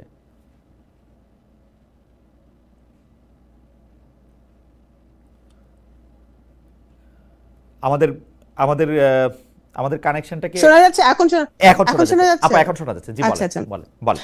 না, আমি বলছি যে মানুষের মনোজগতের পরিবর্তন হয়েছে। আমার দল বিএনপি সহ সকল রাজনৈতিক দলকে এখন 2025-এ বুঝতে হবে যে ওই প্রেক্ষাপট নাই যে আমি গেলাম আর ভোট টাকা দিয়ে ভোট কিনে আনলাম। That is not the reality anymore. মানুষকে আপনার ডেলিভার করতে হবে, মানুষকে আপনি যা বলছেন তা করতে হবে। আপনার চেহারা দেখে বা আপনার দল শুধু ধানের শীষ বা নৌকা বা দাড়িপাল্লা বা লাঙ্গল এগুলো দেখেই মানুষ ভোট দিবে, ওই সিনারিও আমি মনে করি বর্তমান ডেমোগ্রাফিক যা বাংলাদেশের সেই ভোটারদের সেই সিনারিও এখন নাই। তো এখন সব দলেরই সচেতন ভাবে কাজ করতে হবে, এবং বিএনপি মিনস ইট। বিএনপি এই জন্যই জানে যে প্রতিবারই কিন্তু আমাদের অ্যাক্টিং চেয়ারম্যান সাহেব বলে আসছে যে আগামী নির্বাচন অনেক কঠিন হবে, এবং সেই বাস্তবতায় কিন্তু উনি বলছেন সবাইকে যে এই 31 দফাটা উই মিন ইট, আমরা বাস্তবায়ন করতে চাই, এবং আমরা চাই না যে ফ্যাসিবাদের মতো। আমি আপনার সকল কথার সাথেও একমত, 31 দফাতে আপনারা এটা সংস্কারটা করতে চান সেটা তো একমত, কিন্তু বাস্তবে আমি যখন টেবিলে আপনাদের বসতে দেখতেছি, আমি যখন দেখতেছি প্রধান বিচারপতির আপনি কিভাবে নিয়োগ দিবেন, বিচারকদের আপনি কিভাবে নিয়োগ দিবেন, আপনি আসলে নির্বাচন কমিশনকে কিভাবে নিয়োগ দিবেন, আপনি প্রধানমন্ত্রী দলীয় প্রধান ক্ষমতা সরকার প্রধান থাকবেন, এগুলি ফান্ডামেন্টাল জিনিস, এগুলির ব্যাপারে আপনারা একমত কিনা। কিন্তু বারবারই যেমন ধরেন সাংবিধানিক কাউন্সিল, আমি এর প্রত্যেকটাতে উনাদের সাথে একমত হইতে পারি, আপনার সাথে একমত হইতে পারি, কিন্তু দ্য ওয়ে সালাউদ্দিন ভাই হোক আপনি হোক যেভাবে আপনি প্রোটেক্ট করেন, একটা লোককে প্রোটেক্ট করেন আপা, আপনি ভালো করে খেয়াল করে দেখেন, খালি দলীয় প্রধানকে প্রোটেক্ট করেন, যেইটা 31 দফার মূল সুরের বিপক্ষে, এবং একটা লোককে প্রধান করতে চান, মানে একটা কাস্টমাইজড শেখ হাসিনাই আপনারা আবার বানাতে চান কিনা, এটা হচ্ছে অভিযোগ আর কি। না, অবশ্যই না। এটা শুনেন এটা আবারও বলতেছে, এটা আপনাদের মতো আপনারা এবং ওই যে অন্যান্য দলগুলো সুবিধা হয় বিএনপিকে গালি দিলে, বাট মোটেও না। আমাদের দলীয় প্রধান যদি চাইতো, আমাদের দলীয় প্রধান হচ্ছে দেশনেত্রী বেগম খালেদা জিয়া, ভারপ্রাপ্ত চেয়ারম্যান হচ্ছে জনাব তারেক রহমান। ওনারা যদি চাইতেন যে শেখ হাসিনার মতো সারা জীবন ক্ষমতায় থাকতে, তাহলে 31 দফায় ওনারা প্রধানমন্ত্রী এই যে কনসিকিউটিভলি থাকতে পারবে না এইটা উনি আনতেন না, ক্ষমতার ভারসাম্য হবে এটা ওনারা আনতেন না। তো ওনারা তো চাচ্ছেন না যে আমরা বিচার বিভাগকে স্বাধীন এবং নিরপেক্ষ, এটা আমরা চাইতাম না। আমরা তো বলছি হ্যাঁ, নির্বাচন কমিশন গঠন আমরা একমত হয়েছি।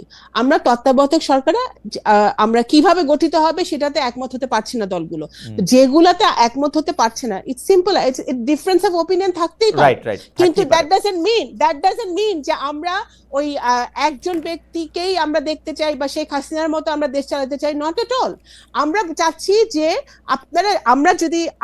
যদি আপনাদের কথা অনুযায়ী বা এই যে অন্যান্য দলগুলোর কথা অনুযায়ী যদি এতই বেশি বিএনপির বিরুদ্ধে লোকজন সোচ্চার থাকে, তাহলে আপনারা জনগণের কাছে যান, ভোটারদের কাছে যান। আমরা তো আমাদের ম্যানিফেস্টো নিয়ে, আমাদের 31 দফা নিয়ে আমরা কি করতে চাই সেটা নিয়ে আমরা ভোটারদের কাছে যাচ্ছি এবং যাব।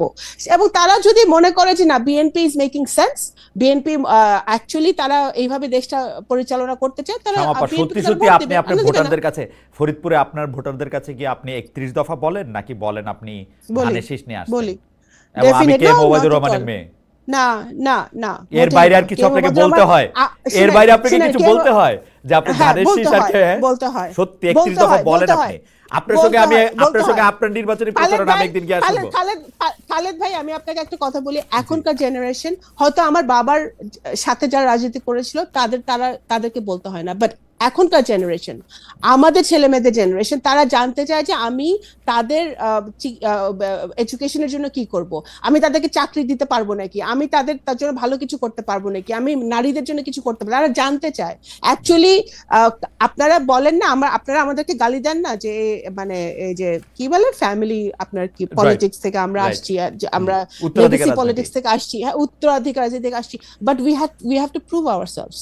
আমরা শুধু আপনারা যদি ডাক্তারের ছেলে ডাক্তার হবে, ইঞ্জিনিয়ার ছেলে ইঞ্জিনিয়ার হবে, ব্যবসায়ী ছেলে ব্যবসায়ী হবে, এখন পলিটিশিয়ানের ছেলে মেয়ে পলিটিশিয়ান হতে পারবে না, ভালো কথা, কিন্তু আমরা তো আমাদেরকে প্রুভ করতেছি।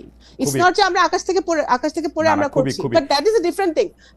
বাট আমার কথা হচ্ছে যে আমাদের ইভেন আমার নির্বাচনী এলাকাও আমার 31 দফার কথা বলতে হয়, বিকজ আমি আপনাকে একটু আগে বলছি, ডেমোগ্রাফিক চেঞ্জ হয়ে গেছে। এখন আমাদের এই নিউ জেনারেশনকে যদি তারা প্র্যাকটিক্যাল সলিউশন চায়, তারা 31 দফার তারা প্র্যাকটিক্যাল সলিউশন চায় যে কিভাবে এই জন্য তারেক রহমান সাহেব 180 দিনের একটা ঘোষণা করেছিলেন যে উনি কিভাবে চাকরি দিবেন, উনি কিভাবে যুবকদের জন্য সরকার কর্মসংস্থান করবেন, উনি কিভাবে এডুকেশন নিয়ে কাজ করবেন।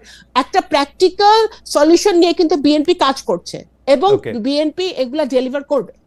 ওকে, আমি একটু জনাব হাসান কায়েম ভাইয়ের কাছে যাই। একজন দর্শক অনেকগুলি মানে একসাথে একটাই মেসেজ অনেকবার পাঠাচ্ছেন, ওনার নাম জসউদ্দিন।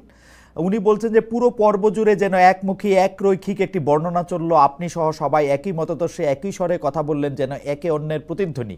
তিনজনই একই চরিত্র ধারণ করে পতিত সরকারকে একহাত নিলেন। কি করব ভাই, পতিত সরকারকে তো আর মানে আমি একহাত নেই নাই, কিন্তু পারলে একহাত নিতাম, এইটা এখন আমি কি করব আমি জানি না তিনজনে একই স্বরে কথা বলছে কিনা।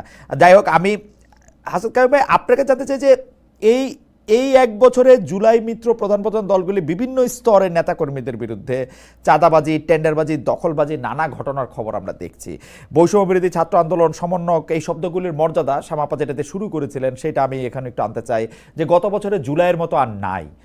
আসলে যেই কারণে আমরা শেখ হাসিনা সরকারের এগেনস্টে সবাইকে একতাবদ্ধ হইতে দেখছি, এর প্রধান কারণ ছিল হচ্ছে মানুষের গণতান্ত্রিক অধিকার, দ্বিতীয় কারণটাই ছিল কিন্তু দুর্নীতি, বেসামাল স্বেচ্ছাচারিতা।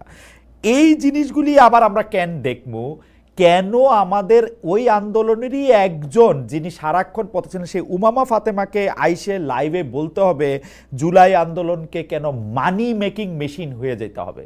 হাসান কায়েম ভাই, আপনি কি একটু বলবেন যে আপনার এটা কি মানে আমরা কেন এটা দেখবো? এবং বেশিরভাগ মানুষ মানে আমাদেরকে আমাদের আওয়ামী লীগের বন্ধুরা ফোন করলে এখন হাসে, কি বলছিলাম না, কেমন দেখলা, এবং সেটা একটা মানে খুবই, যারা জুলাইয়ের এক বছর আগে যারা জুলাই আন্দোলনের পক্ষে ছিল না তারা কিন্তু আমাদেরকে চোখে আঙ্গুল দিয়ে দেখাইতেছে, দেখো তোমরা কারদের উপর বিশ্বাস করছিলা, কারা এরা।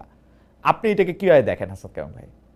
আমি এটা আমাদের একটা ঐতিহাসিক দুর্বলতা হিসেবে দেখি। আমি বলি যে আমাদের এখানে এখন পর্যন্ত আমাদের অনেক বিজয়ের অভিজ্ঞতা আছে, আমরা অনেকবার জিতছি, অনেক লড়াইয়ে জিতছি, এগুলি অনেক মূল্য দিয়ে জিতছি হয়তো, কিন্তু আমরা জিতছি। কিন্তু আমাদের কোনো বিজয়কে আসলে বিজয়ের ফলাফল জনগণের কাছে নিয়ে যাওয়ার জন্য যে শিক্ষাটা দরকার সেটা আমাদের কখনোই হয় নাই। এবং আমি জানি না, আপনার তো ওই সময় বয়স হয়নি। আমরা যারা ধরেন 71-এর পরের 72-এর পরবর্তী যে পরিস্থিতিটা আমরা দেখছিলাম, 71-এর পরে সবচেয়ে বড় পরিবর্তন তো এবারের 24-এরটা, 90-এরটা এত গুরুত্বপূর্ণ পরিবর্তন না।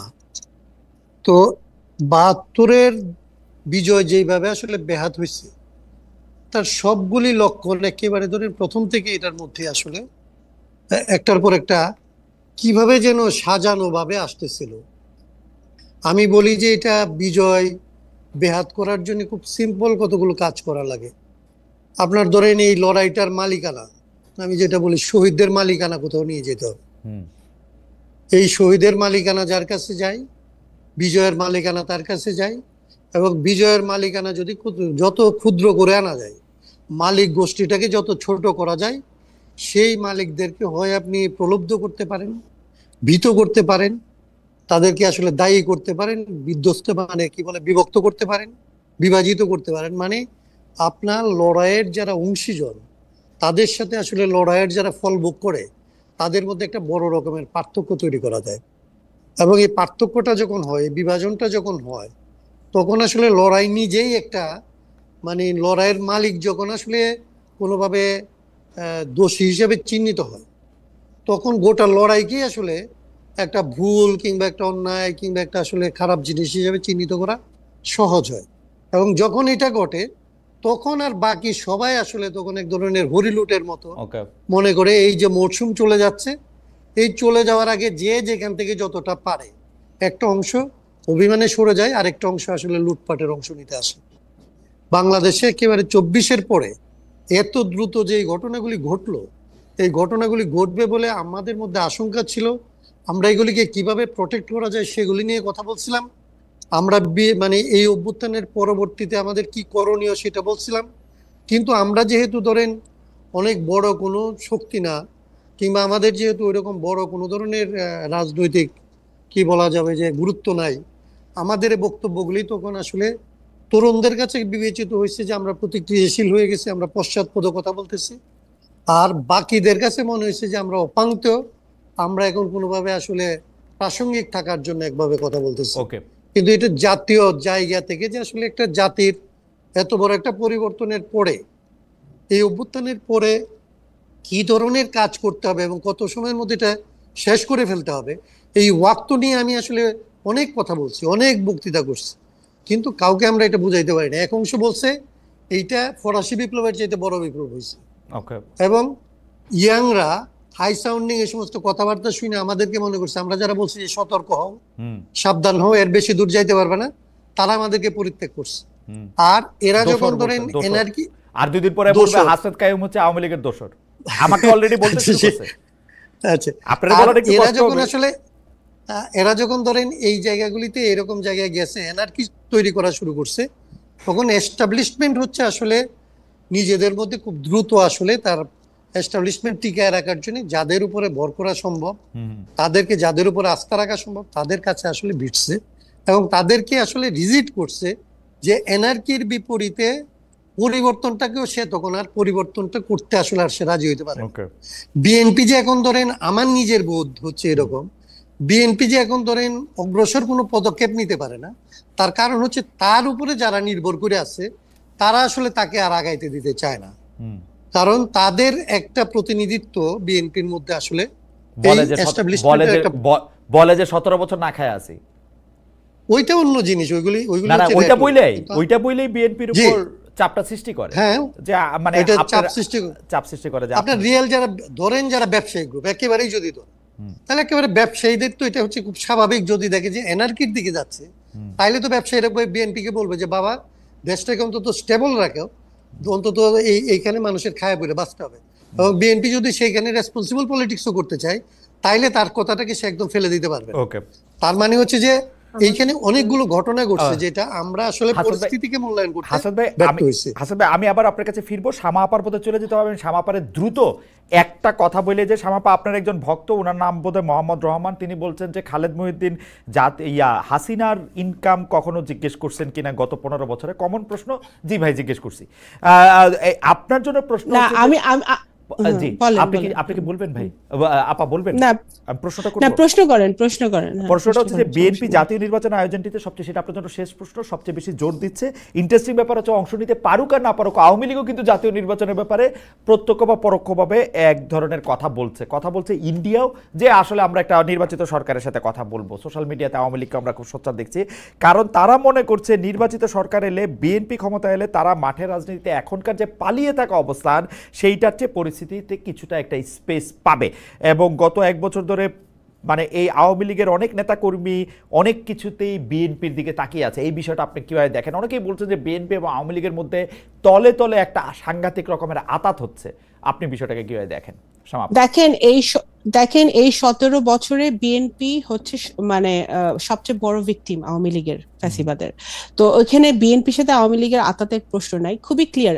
হাসিনার সময় যখন আমরা তো 2009 সাল থেকে ভোটাধিকার চেয়ে আসতেছি, যখন হাসিনা আসছিল এবং ইলিয়াস আলী গুম হইলো 10-11 সাল, তখন থেকেই আমরা কথা বলে আসতেছি এবং ভোটাধিকার চেয়ে আসতেছি। তখন আপনাদের মনে হয় নাই, দেশবাসীর আপনাদের পলিটিক্যাল পার্টিগুলোর মনে হয় নাই যে বিএনপি কেন নির্বাচন চাইতেছে? আজকে নির্বাচন চাইলে দোষের কি? আপনার এই সংস্কারের ফার্স্ট আপনি কিছুই ঠিক হবে না।